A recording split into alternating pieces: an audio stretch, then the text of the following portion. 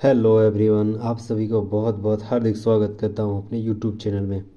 आज हम लेके आए हैं श्रीनिवास प्रामाणिक के रचनाकार, जो कि खोट्टा भाषा के बहुत बड़े साहित्यकार के रूप में उभरे हुए थे।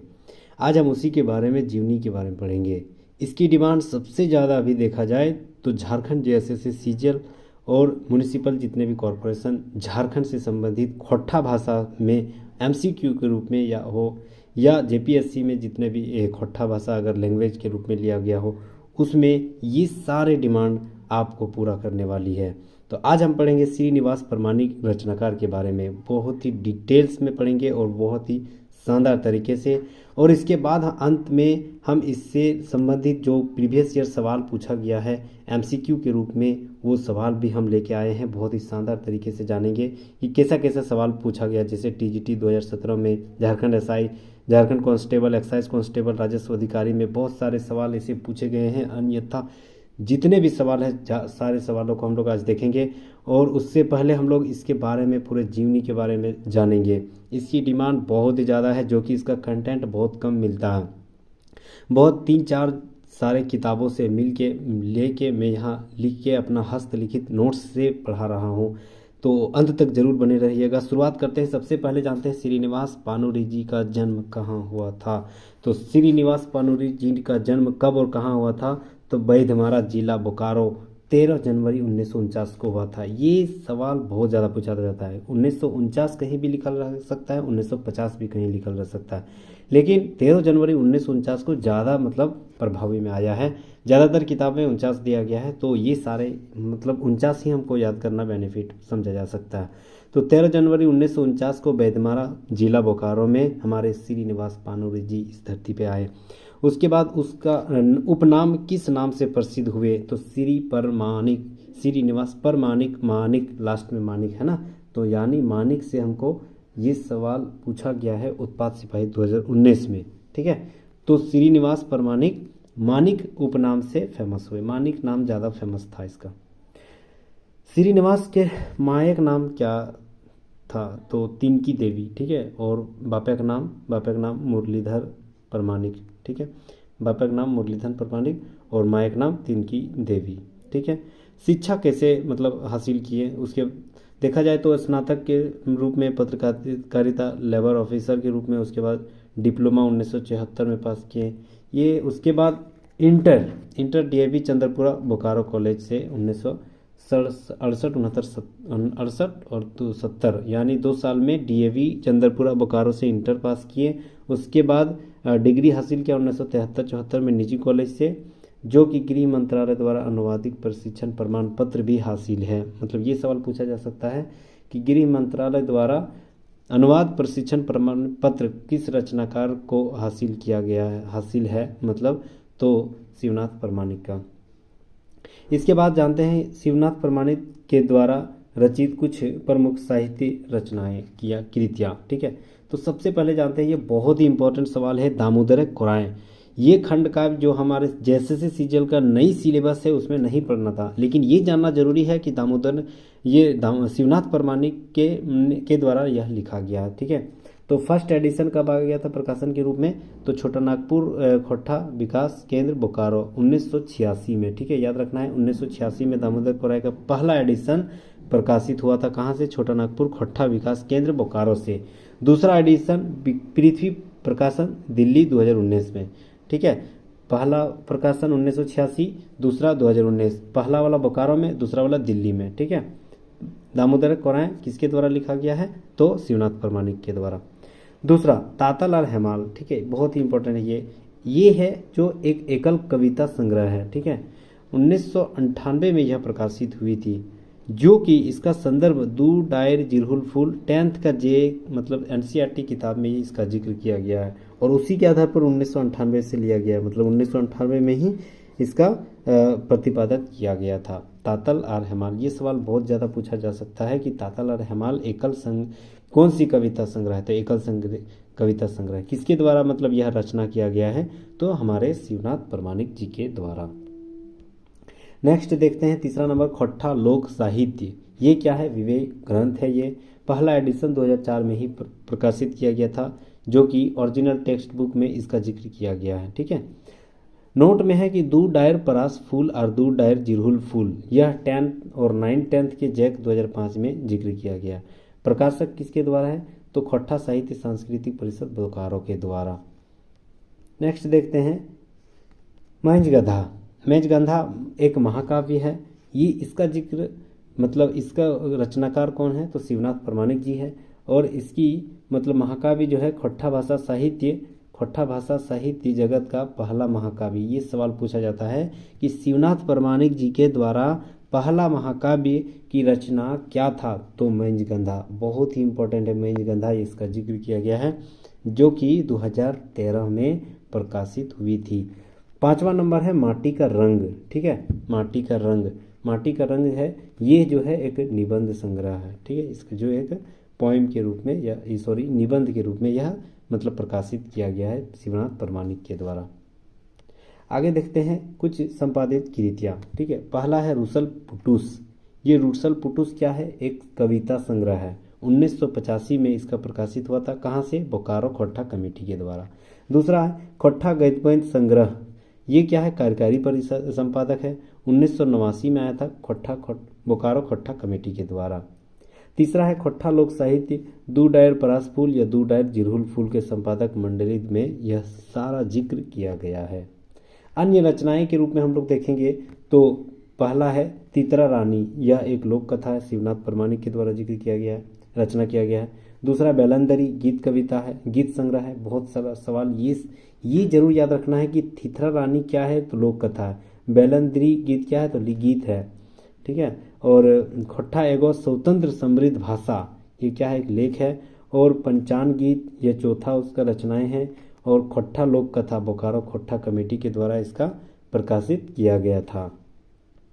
आगे देखते हैं प्रमुख सम्मान। बहुत ही इंपॉर्टेंट, ये जो है शिवनाथ प्रामाणिक के द्वारा बहुत ही शानदार तरीके से मतलब डिफाइन किया गया है। ये सवाल बहुत ज़्यादा पूछा जाता है। फिलहाल अभी जो म्युनिसिपल कॉरपोरेशन वाला एग्जाम हुआ था उसमें से ये सवाल कुछ बने हुए थे। ठीक है, तो पहला सवाल है कि खोट्ठा श्रेष्ठ साहित्यकार पुरस्कार। ठीक है, तो खोट्ठा श्रेष्ठ साहित्यकार पुरस्कार श्रीनिवास पानोरी जी को मिला है। तो किसके द्वारा दिया गया था? तो झारखंड सरकार के द्वारा 2008 में सम्मानित किया गया था। दूसरा सम्मानित है श्रीनिवास पानोरी स्मृति सम्मान साहित्य योजना सम्मान। ठीक है, श्रीनिवास पानोरी स्मृति साहित्य सम्मान कब मिला था? 2019 में। ठीक है, खोट्ठा साहित्य संस्कृति परिषद के द्वारा। तीसरा है काव्य भूषण सम्मान। किसके द्वारा? तो जमशेदपुर साहित्य संस्थान के द्वारा काव्य भूषण सम्मान। चौथा है परिवर्तन सम्मान। यह जो है चतरा संस्था के द्वारा मतलब सम्मानित किया गया था। उसके बाद शिवनाथ प्रामाणिक को 5वां सम्मान मिला है सपूत सम्मान, जो कि अखिल झारखंड खोट्ठा परिषद के द्वारा यह दिया गया था। छठा नंबर है सांस्कृतिक सम्मान। ठीक है, यह खेलकूद मंत्रालय झारखंड खेलकूद मंत्रालय 2007 में, ये सवाल इंपॉर्टेंट है, 2007 में यह सम्मान मिला था। अब हम लोग आगे आएंगे कुछ मतलब इसको कहानी के तौर पर पढ़ेंगे, जो कि कहानी के मतलब डिटेल से पढ़ने से ज़्यादा याद रहता है। इससे पहले हम लोग वन लाइनर पढ़ रहे थे। तो शिवनाथ प्रामाणिक जी का जन्म 13 जनवरी 1949 को झारखंड के स्टील सिटी बोकारो यानी बेधमारा गांव नामक गांव में हुआ था। इनका परिवार जो है आर्थिक रूप से सशक्त नहीं था, मतलब आर्थिक रूप से कमज़ोर था। इसी कमजोरी के अभाव के कारण 1968 में मैट्रिक किसी तरह पास कर लिया। कब किया? 1968 में, ये याद रखना है। उसके बाद बोकारो स्टील प्लांट में इन्होंने नौकरी की तलाश किया और नौकरी लग भी गया। नौकरी के दौरान ही इन्होंने इंटरमीडिएट तथा स्नातक की पढ़ाई किया। ठीक है, 10 की मैट्रिक 1968 के बाद इंटरमीडिएट दिया 68 से 70, उसके बाद स्नातक किए 71 से 73। ठीक है, और कहाँ नौकरी करने लगे? बोकारो स्टील प्लांट में। आगे है, इसके साथ उन्होंने पत्रकारिता एवं लेबर वेलफेयर में डिप्लोमा भी किए। उसके बाद गृह मंत्रालय भारत सरकार से अनुवादक के रूप में विशेष प्रशिक्षण का सर्टिफिकेट भी मिला। बहुत ही शानदार ये भी सवाल हो गया कि भारत सरकार के मतलब गृह मंत्रालय के द्वारा प्रशिक्षण का सर्टिफिकेट किस रचनाकार को मिला हुआ है? तो शिवनाथ प्रामाणिक जी को। आगे है कि साहित्य के क्षेत्र में प्रारंभ में इनका लगाव रहा और लगातार इसका लेखन पत्र पत्रिकाओं का प्रकाशन होते रहा। शुरुआत के दिनों में इनकी रुचि हिंदी लेखन में था। उसके बाद 1984 में, ठीक है, 1984 में इनकी हिंदी लेख से खोट्ठा मगही की मुँह बोली, एक हिंदी लेख क्या था, खोट्ठा मगही की मुँह बोली आवाज़ नामक पत्रिका, ये एक पत्रिका था ना, पत्रिका धनबाद में प्रकाशित हुआ। किसका था? शिवनाथ प्रमाणिक जी का। 1984 में खोट्ठा मगही की मुँह बोली नामक एक पत्रिका प्रकाशित हुआ धनबाद में। तब से ये क्या हो गया, यह लेख जब खोट्ठा के महान रचना साहित्यकार डॉक्टर ए.के. झा को पता चला, ठीक है, तो उन्होंने क्या किया, इस लेख से इतने प्रभावित हो गए कि वो क्या किए कि शिवनाथ प्रमाणिक जी से मिलने के लिए उसका घर आ गए, ठीक है। झा जी के संपर्क में आते ही खोट्ठा जगत में शिवनाथ प्रमाणिक के रूप में एक नई रोशनी आई, उदय हुआ, और यहाँ से इन्होंने शिवनाथ प्रमाणिक का झारखंड में एक भाषा आंदोलन के रास्ते में चल दिए, ठीक है। उसके बाद 8 जुलाई 1984, 8 जुलाई 1984, 8 जुलाई 1984 को शिवनाथ प्रमाणिक जी को बोकारो खोट्ठा कमेटी का गठन किया गया। बहुत ही इंपॉर्टेंट है ये। 8 जुलाई 1984 को बोकारो खोट्ठा कमेटी का गठन किसके द्वारा किया गया था? तो शिवनाथ प्रमाणिक जी के द्वारा, ठीक है, गठन किया गया, जिसका पहला निदेशक खुद बने, मतलब स्वयं ही, मतलब पहला निदेशक बना, अध्यक्ष बना।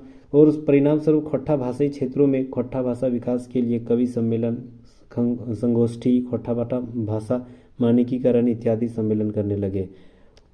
परिणाम स्वरूप खोट्ठा भाषा का मानक रूप तैयार होते गया।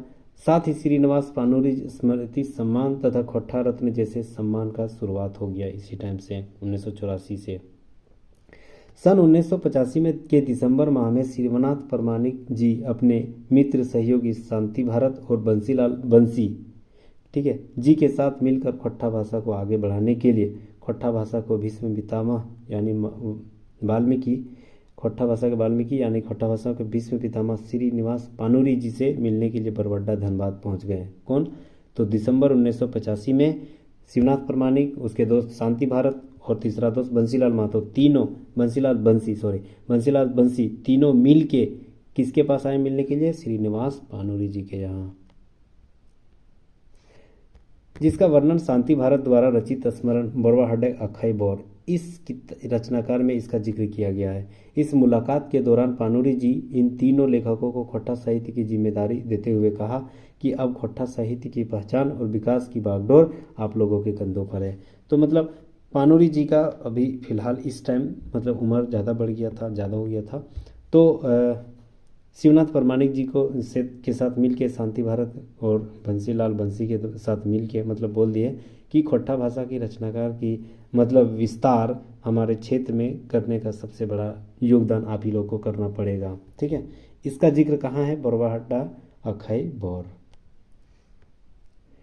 पानूरी जी से मुलाकात के बाद शिवनाथ प्रमाणिक काफ़ी प्रभावित हुए और खोट्ठा रचनाओं से लिखने में लीन हो गए, ठीक है। शिवनाथ प्रमाणिक वही सुन के वही फिर खोट्ठा में लग गए।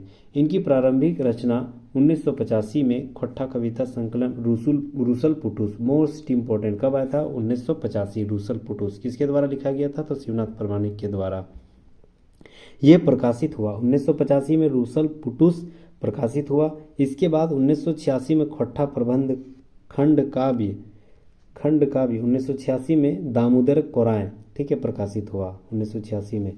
1985 में रूसल पुटूस, 1986 में दामोदर कोराएं। इस रचना को श्री ए.के. झा जी ने ललित मधुर काव्य कहा है। उसकी इतनी मतलब प्रभावित हुए ए.के. झा कि उसको ललित मधुर काव्य का दर्जा मिला।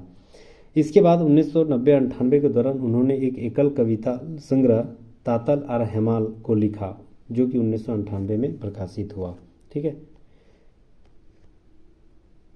नेक्स्ट देखते हैं। इसके बाद 2004 में इसकी एक बेहतरीन कृति खोट्ठा लोक साहित्य की प्रकाशित हुआ, ठीक है। 2004 में खोट्ठा लोक साहित्य प्रकाशित हुआ है, जो कि खोट्ठा लोक साहित्य इतिहास के साथ साथ खोट्ठा प्रमुख कहावत, पहेली और मुहावरा का संकलन है। सन 2013 में इन्होंने खोट्ठा का पहला महाकाव्य महेंद्रगंधा, बहुत ही इंपॉर्टेंट, 2013 में महेंद्रगंधा आया गया प्रकाशित हुआ, जो कि पहला महाकाव्य है। शिवनाथ प्रमाणिक का पहला महाकाव्य महेंद्रगंधा 2013 में प्रकाशित हुआ। इस रचनाओं के अलावा संपादक मंडल के रूप में खोट्ठा गद्य पद्य संग्रह वेलंदरी, दू डायर प्लासफुल और दू डायर जरूर फूल तथा कल्याण विभाग झारखंड सरकार द्वारा प्रकाशित खोट्ठा लोक साहित्य जैसे पुस्तकों को तैयार करने में अपना महत्वपूर्ण योगदान दिए। कौन? शिवनाथ परमाणिक जी के द्वारा। इन सब के अलावा इनके गीत, कविता आकाशवाणी रांची, हजारीबाग और दूरदर्शन रांची से भी प्रकाशित हुए। खोट्टा भाषा के इनके अनुपम योगदान के लिए इन्हें नगर कवि काव्य भूषण, परिवर्तन विशेष, सुपूत सम्मान झारखंड सरकार के द्वारा 15 अगस्त 2007 को, 21 सितंबर 2008 को मतलब सांस्कृतिक सम्मान पत्र के रूप में सम्मानित किया गया। ठीक है, इससे संबंधित अब हम लोग पढ़ेंगे इससे कुछ एमसीक्यू के रूप में। ठीक है, तो शिवनाथ परमाणिक के बारे में हम लोग डिटेल से पढ़ें। अब इससे एमसीक्यू कैसा पूछा जाता है, तो इससे एमसीक्यू देखें। जैसे शिवनाथ परमाणिक जी के जन्म बच्छर बतावा, तो क्या था? 13 जनवरी 1939 को। दूसरा सवाल, शिवनाथ परमाणिक जी के बापा का नाम की हल है? तो बापा का नाम की हल है मुरलीधर परमाणिक। ठीक है, मुरलीधर परमाणिक टीजीटी 2017 में पूछा गया है। तीसरा सवाल, शिवनाथ जी के माय के नाम की हल है? तो तिनकी देवी। ठीक है।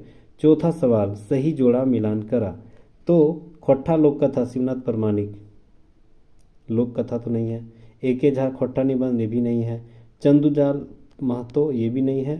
दामोदर कोराय शिवनाथ परमाणिक, बहुत ही इंपॉर्टेंट ये सवाल पूछा जाता है। भले ही दामोदर कोराय हम लोग को नहीं पढ़ना है नया सिलेबस में, लेकिन ये सवाल जरूर पूछता है कि शिवनाथ परमाणिक के द्वारा कौन सा रचनाकार किया गया था। ये सवाल बहुत ज़्यादा पूछा जाता है।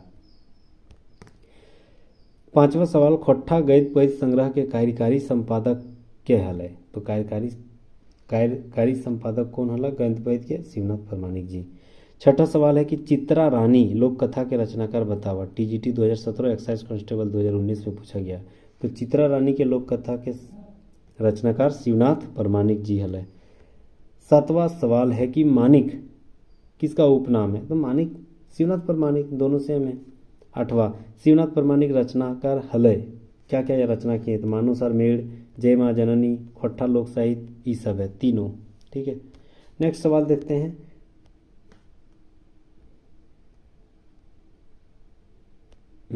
रूसल पुटुस के संपादक क्या है? टीजीटी 2017 झारखंड एसआई में पूछा गया है। तो रूसल पुटुस किसके द्वारा रचनाकार किया गया था? तो शिवनाथ परमाणिक के द्वारा। रूसल पुटुस में के गो कविता है? लगभग 30 गो। और के गो रचनाकार का जिक्र किया गया? 18 गो रचनाकार का जिक्र किया गया। 10वां सवाल, खोट्ठा लोक साहित्य के प्रथम संस्करण के प्रकाशन कौन बच्छर हल है? कौन बच्छर हल है? 2004 हल है। ठीक है, ये सवाल टीजीटी 2017 में पूछा गया है।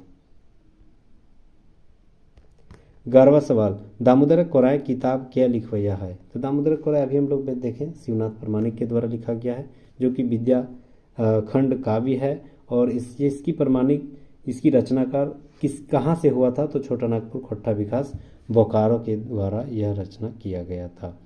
ठीक है, तो उम्मीद करता हूँ आपको बहुत ही शानदार तरीके से ये शिवनाथ परमाणिक श्री शिवनिवास परमाणिक के जीवनी के बारे में अभी हम लोग पढ़ें, तो बहुत कुछ आपको बेनिफिट भी हुआ होगा। तो इसके लिए आपको थैंक यू सो मच अंत तक बने रहने के लिए, और प्लीज़ लाइक एंड सब्सक्राइब कर लीजिएगा। Thank you so much.